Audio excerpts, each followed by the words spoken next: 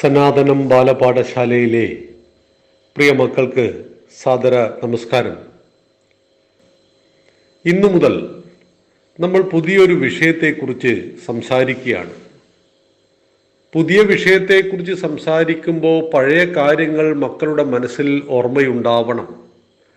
മാതൃദേവോ ഭവ എന്ന് തുടങ്ങിയിട്ട് ആരെയെല്ലാം നാം പ്രഭാതത്തിൽ സ്മരിക്കണം, എന്തിനെ കണി കാണണം, ഭൂമിയെ എന്തിനു തൊട്ടു വന്ദിക്കണം, ഇങ്ങനെ തുടങ്ങി നമ്മുടെ ദൈനംദിന ജീവിതത്തിൽ ആവശ്യമായ കാര്യങ്ങൾ നാം സമഗ്രമായിട്ട് സംസാരിച്ചു കഴിഞ്ഞു. ഇന്നു മുതൽ നമ്മളൊരു പുതിയ വിഷയം ആരംഭിക്കുകയാണ്. പ്രിയ മക്കളുടെ ജീവിതത്തിൽ വളരെയേറെ പ്രാധാന്യമുള്ളതാണ് ഇത്. ഈ വിഷയത്തിൻ്റെ പേര് നവധാ ഭക്തി എന്നാണ്. നമ്മളെല്ലാവരും ഭക്തന്മാരാണ്. നമ്മൾ പറയാറുണ്ട്, എനിക്ക് ഗുരുവായൂരപ്പനിൽ ഭക്തിയുണ്ട്, ഞാൻ ഇന്നേ ദേവനെ ഭക്തിയോടെ സ്മരിക്കുന്നു. ഭക്തി എന്ന വാക്ക് നാം ഒരുപാട് ഉപയോഗിക്കുന്നൊരു വാക്കാണ്. ആരാണ് ഒരു ഭക്തൻ? ഈ വിഷയം നമുക്ക് ഭഗവത്ഗീതയിൽ സമഗ്രമായി പഠിക്കുവാനുണ്ട്. ആ അവസരത്തിൽ ആ ക്ലാസ്സുകൾ മക്കൾ കൂടി കേൾക്കേണ്ടതാണ്. എന്നാൽ 9 തരം ഭക്തികളെ കുറിച്ചാണ് നമുക്കിവിടെ സംസാരിക്കേണ്ടത്. ഭക്തിയുടെ ലക്ഷണങ്ങൾ, ഒരു ഭക്തന് ആവശ്യമായിട്ടുണ്ടായിരിക്കേണ്ട 9 കാര്യങ്ങൾ അതെന്തൊക്കെയാണ് എന്ന് നമുക്ക് പഠിക്കാം.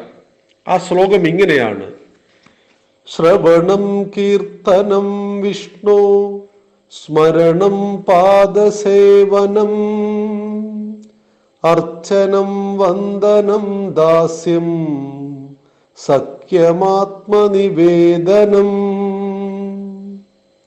ശ്രവണം കീർത്തനം, സ്മരണം പാദസേവനം, അർച്ചനം വന്ദനം ദാസ്യം, സഖ്യം ആത്മനിവേദനം.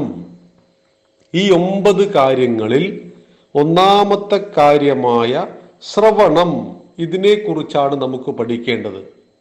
എന്താണ് ശ്രവണം? കേൾക്കുക എന്നാണ് അർത്ഥം. ശ്രവിക്കുക, കേൾക്കുക. ചെവി ഉപയോഗിച്ച് നാം കേൾക്കുന്നതാണ് ശ്രവണം. പക്ഷേ എന്ത് കേൾക്കുവാനാണ് ഇവിടെ പറഞ്ഞിരിക്കുന്നത്? എന്ത് കേട്ടാലാണോ നമ്മുടെ മനസ്സിൽ നല്ല കാര്യങ്ങൾ ഉണ്ടാകുന്നത്, നല്ല ചിന്തകൾ ഉണ്ടാകുന്നത്, നല്ല കർമ്മം ചെയ്യുവാൻ നമ്മെ പ്രേരിപ്പിക്കുന്നത്, അത് കേൾക്കണം. എന്ത് കേൾക്കണമെന്ന് ആര് ചോദിച്ചാലും മക്കൾ പറയണം, നല്ലത് കേൾക്കണം. നല്ലത് കേട്ടാൽ മാത്രമേ നല്ലത് പറയാൻ പറ്റുള്ളൂ. അതുകൊണ്ട് നല്ലത് കേൾക്കുക. നല്ലത് കേൾക്കുക എന്ന് പറയുമ്പോൾ നമ്മുടെ പുരാണങ്ങളെ കുറിച്ച് കേൾക്കുക, ഇതിഹാസങ്ങളെക്കുറിച്ചും വേദങ്ങളെക്കുറിച്ചും കേൾക്കുക. ഇങ്ങനെ കേൾക്കുമ്പോൾ നാം നിരന്തരം നല്ല വിചാരത്തിലേക്ക് പോകുന്നു. നല്ല മദ്യപാനിയായ, നല്ലത് എന്നതുകൊണ്ട് ഉദ്ദേശിക്കുന്നത് മദ്യപാനം നല്ലതാണ് എന്നല്ല, നന്നായി മദ്യപിക്കും അദ്ദേഹത്തിനൊരു മകനുണ്ട്, നന്നായി പഠിക്കുന്ന കുട്ടി. പക്ഷേ അവൻ്റെ വായിൽ നിന്ന് ഇടയ്ക്കിടെ മോശപ്പെട്ട പദപ്രയോഗങ്ങൾ വരാറുണ്ട്. എങ്ങനെ വന്നു എന്ന് ചോദിച്ചാൽ, അച്ഛൻ മുഴുമദ്യപാനിയാണ്, മദ്യപിച്ച് വീട്ടിൽ വന്ന് ബഹളമുണ്ടാക്കി അമ്മയെ തല്ലുന്ന, ബഹളമുണ്ടാക്കുന്ന അച്ഛൻ പറയുന്ന വാക്കുകൾ ശ്രവണം കുട്ടി കേൾക്കുന്നു, ചെറുപ്പത്തിലേ കേൾക്കുന്നു. തികച്ചും തെറ്റായ പദപ്രയോഗങ്ങൾ ഈ മകൻ കേട്ടു അവനൊരു സംസ്കാരമായി ഉറച്ചുപോയി. അതുകൊണ്ട് പ്രിയ മാതാപിതാക്കൾ ജാഗ്രതയോടുകൂടി ശ്രദ്ധിക്കണം. മക്കൾ എന്താണോ കേൾക്കുന്നത്, എന്താണോ കാണുന്നത്, അതാണ് അവരുടെ സംസ്കാരം. അപ്പൊ ശ്രവണം, കേൾക്കുന്നത് ശുദ്ധമായിരിക്കണം. എങ്കിൽ എവിടുന്നൊക്കെ ശുദ്ധമായ നല്ല കാര്യങ്ങൾ കേൾക്കുവാൻ കഴിയുമോ മക്കൾ അത് കണ്ടെത്തണം.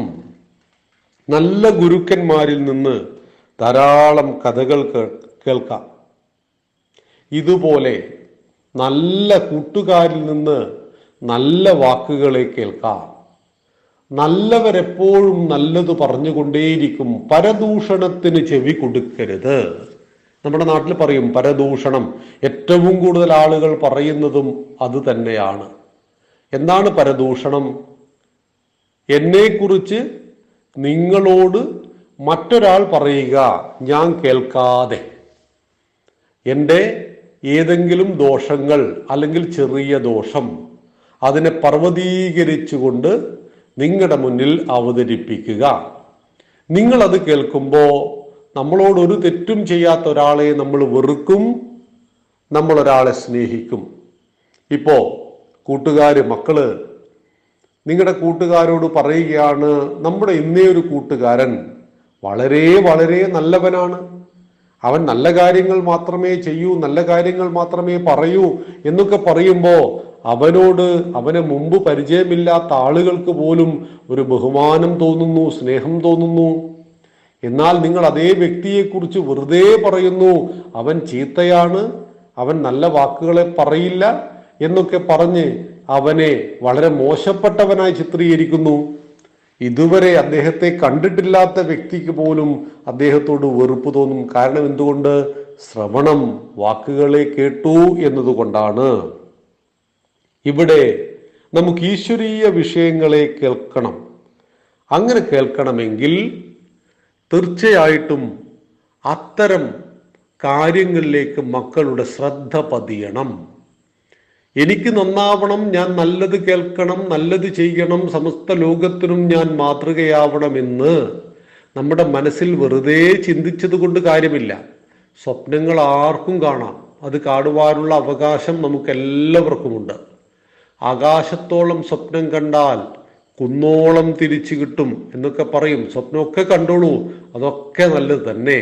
പക്ഷേ എല്ലാ സ്വപ്നങ്ങളെയും പൂവണിയിക്കുവാൻ കഴിയണമെങ്കിൽ ശ്രവണം, ചെറുപ്പത്തിലേ നല്ലത് കേൾക്കണം.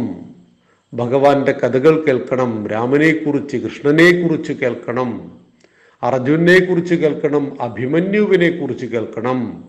അങ്ങനെ കേട്ട് കേട്ട് കേട്ട് നവദാ ഭക്തിയിൽ ഒന്നാമത്തെ ശ്രവണം നമ്മുടെ മനസ്സിൻ്റെ, നമ്മുടെ സംസ്കാരത്തിൻ്റെ ഭാഗമായി തീരും.